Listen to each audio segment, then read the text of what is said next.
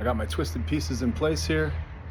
Ended up being 3 inches stretch in the down tubes and 1 inch of stretch in the backbone.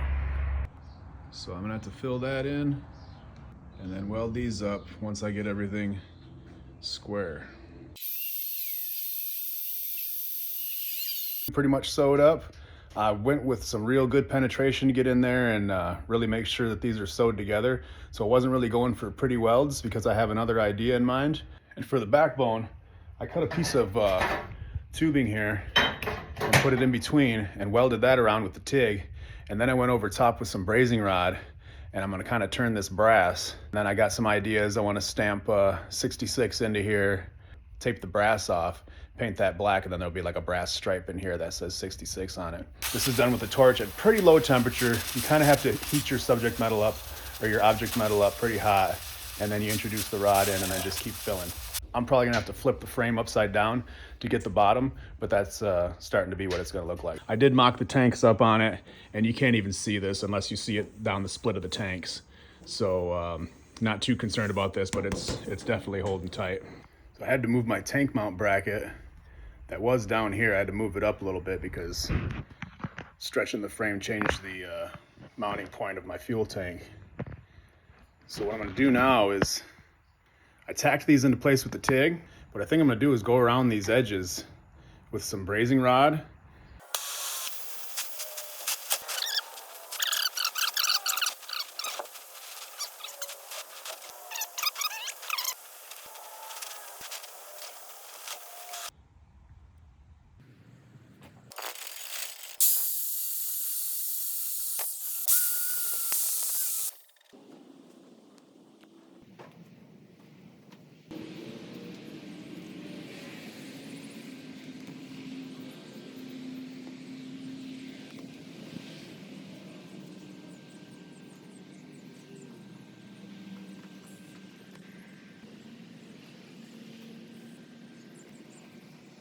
If it seems like it's a lot of work for not much, it's because it is.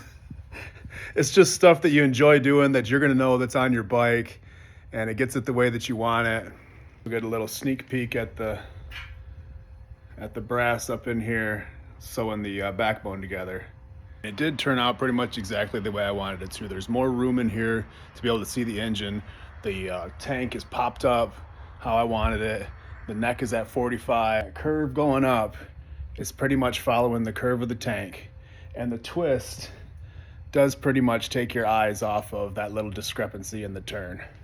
So that concludes the frame stretch and rake.